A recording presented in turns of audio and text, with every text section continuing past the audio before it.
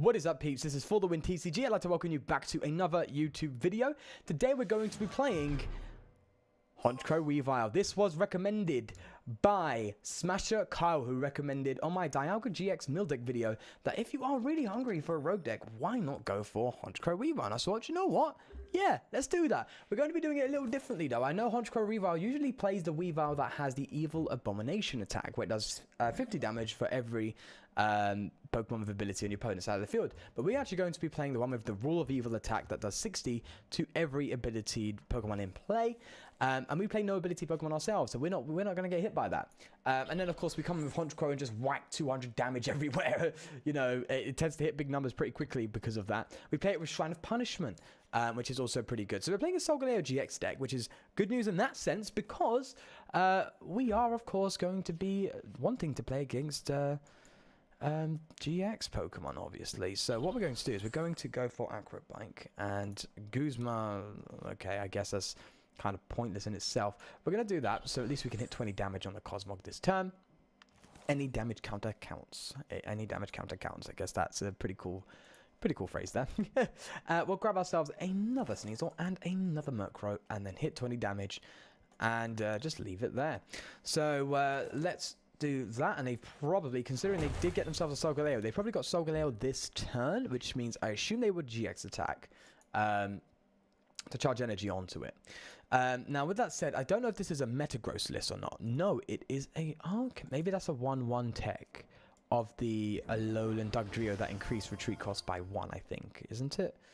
So I guess maybe that's something. Or are we actually playing the Troll Dugtrio deck? That would be funny, wouldn't it? Right, a few things to note here. I don't have any face cam. Again, I'm recording in the evening now. So it's... Again, I really don't like recording in the evening at all. It's just something that I'm not really happy with doing because the lighting in my room is god awful, and it just looks really bad quality. So I hope you can forgive me there. It's kind of my own stubbornness. With that said, let's see if we actually hit a counter energy. That's okay, but we can top deck the Guzma in case we want to get something out. So let's top deck the Guzma. And I think we're just going to go for another Flying Flip. That's what we're going to do here. Flying Flip, there we go. And the Shrine of Punishment adds up some damage, which is nice. Yeah, so no face cam, I'm afraid. But when the next video is out on Monday, I will, of course, have a face cam. I do have a live stream tomorrow, and you can come and stop by. That's if things do go according to plan. It's not a guarantee, but just keep an eye on your subscription feed. It will be popping up if I am live. Field blower, not great. But other than that, I mean, to be fair, our dumbbell wasn't really doing much. But we should have definitely top-decked the Shrine instead of the Guzma, I guess. Right, so that's that. Again, I'm sorry for this video being up so late in the evening. I had a very busy day. I actually had no time to record. So this is the only time I've had actually to record all day. So I'm sorry in that sense, of course, with the fact that this video will be up later than usual. So we could go for a Guzma. Do we really want to? I don't. This list is incredibly odd. I don't know what we're up against. Search your deck for an item card, reveal it, put it into your hand, and shuffle your deck. If that card is a Pokemon tool card, instead of putting it in your hand, you may attach it to one of your Pokemon. That doesn't already have a tool attached. If your Pokemon's active as a GX or EX, this is 30 more damage. That's... Why are they putting a Hustle Belt on it? Huh. Weird deck. Just gonna throw that out there. Very weird deck. We're going to get aggressive. I ain't going to be playing the patience game right now. I want to come in with Honchkrow and just start whacking. So let's just do that now. And put pressure on them. So next turn we'll be hitting 150 damage. Yeah. Yeah, they come for the quit. Let's get into another game. That was a very weird deck list. I don't know what we was playing there. Recently, I've been coming up against some really weird lists. I don't know why. Like, I've tried a game beforehand, and I came up against a Zoroark, Lycanroc, Lucario GX, Oranguru Slugma deck. I mean, sorry, Macargo deck. So that's 5 different types of Pokemon, which is kind of pointless. I mean, why would you need an Oranguru in a Zoroark deck? I don't know. Why would you play... Maybe it was actually 1 extra tech. Maybe they did a 1/1 line of Lycanroc. I'm not too sure. It was very weird coming up against a deck with so many types of Pokemon. I mean, they do work together, but Just it seems like a very clunky archetype if you have so many different types of Pokemon that do similar things, right? If you think both Zoroark, Oranguru, and Magcargo are engines. Now you can play Oranguru, Magcargo, Zoroark together, yes, but that makes it quite tight already. If you're not playing an actual Magcargo Zoroark list, you know, that does mill or whatever, or control list. But when you're playing Lucario GX and also a Lycanroc GX, just Oranguru, Zoroark, and Magcargo, in my opinion, is just way too much engine. Like you would rather have more of one of the engines rather than have multiple, right? With that said, I'm looking at the box and I assume that we're coming up against a Vicare or a Ultra Necrozma deck. I mean, what other Dragon Pokemon are there? There's Noivern. I guess we'll have to see what we're up against. There's no guarantees right now, considering that we only see a Slugma up front. Right, so let's grab a Honchkrow, throw that down on the ground, and I don't want to Cynthia this turn because we could have a Roll of Evil next turn, and that could be really important. So we're going to keep our hand and hope that they get some sort of ability Pokemon into play. I'm hoping we're playing against Rayquaza because of course it has an ability, which means we can start hitting into it. However, Rayquaza really hits big numbers fast, so Dumbbells is not going to do us a huge favor if we're going to be real. So playing against a Shrine deck. So why do they have a Dragon type box? Maybe we're playing Altaria? The Drampa Altaria deck list, I know that exists. Drudge isn't great, but we've managed to hit ourselves into a Tantalizer, which is alright with me. And we have an Ultra Ball. So what we're going to do is we're just going to keep it nice and simple. Grab ourselves a Weavile. Yes, I know that we're not going to be doing any damage this turn with the Weavile. But I'd rather have it out and play with its free retreat right now. Let's take Tantalizer and see if we can do something here. Right, Tapu Koko, good news. Honchkrow, great news. Acrobite, even better. And we also have Dumbbells and Cynthia. What an excellent hand there. Right. We always prioritize the energy because we only play a 4-4, 4 counter for DCE. Do they have Enhanced Hammer? I don't know. Are we attacking this turn? No, so I'm not going to attach the energy. We're going to leave it in our hands because Enhanced Hammer is just creeping through every single deck as just like a one-off tech, or I don't know. It's just like you play a deck and you're like, oh, they probably don't play Enhanced Hammer, and then bang, Enhanced Hammer. You're like, well, great. It's just everywhere right now. I need to figure out what we're playing against before I decide on what plays I need to make here. Although we have obviously our main strategy of just spreading damage, but how are we going to spread damage? No pun intended with how there. Kukui, so they seem to be struggling. Oh, now I know. All I had to see was that face. I just saw that face and everything is said. Sad thing is, I knock you out immediately. Oh god, you have come up against the worst. The absolute worst deck.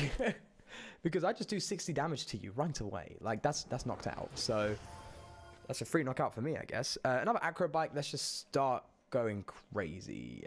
Dung Bell, because we have Weaviles and we want our Honchkrow to have extra HP. I don't know why, to be honest. It's kind of pointless considering we're playing against the Gumi deck. But this is going to be a very good feeling. I prefer Counter Energy. And the Shrine is kind of pointless right now. So, with that said, Roll of Evil. There we go. Thank you for the free prize. I assume they're going to quit, right? Or am I being arrogant? Because every time they bench it now, they're just going to get knocked out. And if they bench multiple, I just take multiple prizes. So I'm sure. Nope, they're still rolling. They're still going with it. That's pretty cool. I mean, this deck is a really cool concept, and it's beaten me before, but like 40 HP is just... Weavile's like, yeah, I'll take it. All we have to do is just attach another counter energy, which is a lot of commitment, but we just get 2 prizes then from all those Goomies, so it's just a bit... But, I mean, doesn't this deck mill? No? Does it not mill? See, this is where it gets you, because we need to find a way to retreat this turn, which I don't think we can, so we are now in a tough spot. Okay. So what we're going to do is we're going to Cynthia. Yeah. and pass, because I assume they're going to have some sort of enhanced hammer or something. And we could take Eliza next turn, so we have a retreat option. If they go for an enhanced hammer now, that's okay, because we have counter energy in hand. So that's why I kept stuff in hand, because this deck is a mill deck. It's a weird like mill / damage deck because you have Hustle Belt, but it does play Crushing Hammer and Enhanced Hammer to force you to attach energy and struggle with getting your attacks off. So kept these in hand, so we assume this is going to be Enhanced Hammer, we can just attach and then get a knockout. That's our assumption, I believe. Are they going to go for the Rainbow Energy and knock us out? Are they going to do that? No, they're not. Okay, so we do have a nice, simple 2-prize turn here, which is fantastic. That's great news. And then we'll go for, yeah, Rule of Evil. I was just thinking, is there anything we can actually take here with a Rescue Stretcher? But no. Next turn, we also hit the Oranguru for knockout, which is great news. So I would, if I was him, I would be quitting, because it just seems unfair. It's kind of like, yeah, you're knocking me out completely, very easily for just 1 colorless energy and 2 energy if you're only active. Yeah, okay. This has been a very weird video. We're going to go for another one because we've had 2 people quit on us. This is a very rogue deck, I'll give you that. I mean, it is like one of the most established rogue decks. I do prefer to make my own decks and find hidden gems, as it were. But sometimes it's nice to play some established decks here and there. So we'll go for one more. I know we've been recording for a little while now. But we'll go for another one and see if we can actually get a full game in. And that would be quite fun. It just seems it just looks like that whenever you come up against a deck or whenever you come up against a person and their strategy doesn't pull off, they just like, yeah, quit, next one. So sometimes if your deck goes too well, it is kind of hard to pull off a full game because a lot of people just quit in PTCGO. I mean, the way to avoid that would be to play tournaments because, you know, tournaments you wouldn't want to quit. You would actually want to try and win, even if you were falling behind. Right. I think we're playing Sylveon. If you look at the everything that's in front of me, that's a Sylveon. So this is trouble. This is real trouble because we have little energy. We rely on damage spread. I guess we're not playing Sylveon. Why is everything so unpredictable? We played a, what was it? I think I played a Zoroark Lycanroc deck with that one I think I told you about with multiple Pokemon. That had it had a dragon type box. We're playing an Altaria dragon deck with Sylveon GX box. What's going on? What's going on? Oh, that's just weird. Okay. Well, let's hope they hit something else on the bench so we can get some good spread damage. Because I would appreciate that a lot. Nope, they didn't. That's fine. I mean, this deck, I don't think this deck plays much abilities, so we're just going to have to really rely on Tapu Koko to spread here. Tantalizer hopefully hits some extra basic Pokemon. Oh, and that's exactly what we got. We got a ton of basics. That is sweet. Let's get another Honchkrow out. Actually, no, we'll go for another Tapu Koko because I feel like Tapu Koko is going to be really important here. Right, so there we are. And we do hit weakness, which is great. So we do get some extra spread damage, which is nice. We also pressure them to evolve this turn, which is good. Because if they don't, we get a prize card, which is nice, a little cheeky prize. There's the Enhanced Hammer. See? Enhanced Hammer is just randomly in every deck, okay? It's just a random tech. It just exists now as one of the most powerful item cards in the current format. So, yay. Yay. If this deck plays 2, I will be stunned. Right, what does Bright Turn do? Prevent all damage by GX and DX. That's fine, that doesn't impact us. 110 damage. This damage isn't affected by any effects of your opponent's active. Again, it's a shame because they one-shot Koko, but other than that... Euphoria GX, it reminds me of BTS. Right, so there's some extra Pokemon down on the field. Are they going to retreat and go for... Actually, yes, they are. They're only doing 50 damage, though. Yeah, I'm right. They're only doing 50 damage, which means it's a 3-shot, which I'm okay with. So let's just roll with that, right? We'll go for Cynthia, and hopefully we hit a DCE. I assume we would. DCE? We don't, but we have a Shrine. We have a Pokénav. And we have a Weavile. I would prefer the Weavile. There we go. What do we want? We want a Guzma. We want a Guzma next turn. Now we know we have 2 turns without draw support, so we've got to be careful. Right, so let's go and Weavile our way in here. And go for a Rule of Evil and hit 60 damage on the top of Lele. There we are. That's good news right there. And the Shrine starts doing its work. So, Honchkrow is now currently hitting for 140. So, that's great. At the end of this turn, we'll be hitting for 160. And obviously, with the extra damage counters that's already on them, you know, it really adds up. Okay, so they've identified the threat. And they're just going to pass. That's scary because I think we just made a play, right? I mean, do we knock out the Lele? Do we actually get the knockout on the Lele? Oh no, I'm gonna get this up front. So if they want to retreat, they have to commit the energy. So we're gonna do that. I'm gonna go for a Rule of Evil again. Do we knock out the Lele? Am I getting my math completely wrong? No, I'm getting it completely wrong. Yeah. Lele is more and more vulnerable now as the game goes on. If you've got like rogue decks running around now, again, we're in a format where like there is no top deck, like the deck. I mean, the closest one to it is Vicare, but like other than that, every deck is viable. You know, it's insane how viable every deck is. I kind of want to do something, and another quit. Okay, so this is strange. We'll roll with one more, and then that's gonna be it. No matter where they quit, we just have that's 3 wins in a row with this deck where they've just quit every time because we caused them problems. So at least we know this deck is consistent, right? It's definitely consistent. I love that coin with the whole yin yang concept. It's pretty neat. Let's see what we're up against now. Game number 4. Absolutely crazy. Absolutely crazy, this. Right, so we have some good setups here with the nest balls and acro bikes. I assume Malamar, and that would be a dream come true. No, but the net does have an ability, so we are good. Now they can, you know, kind of move damage counters to us, but oh, they're already helping out. Thank you. Right.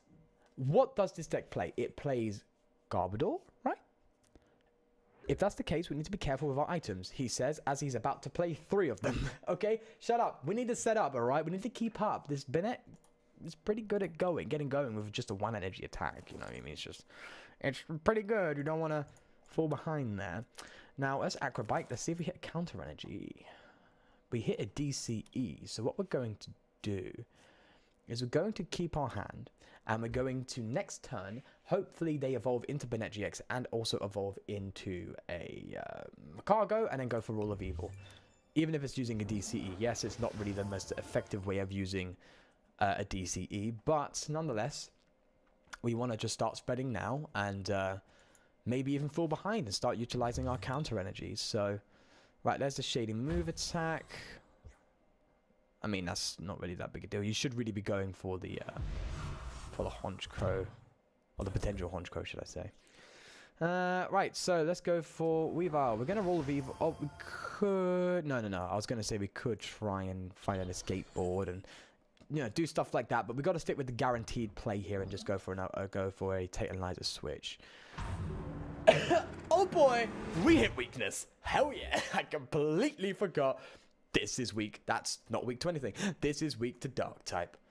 Alright, that's absolutely wonderful. Let me guess. There's probably an enhanced hammer in this deck. That's going to be my general assumption. What should come out of nowhere? Nope, nest ball. Alright. Where is your... Oh, we're playing Bennett Garbodor.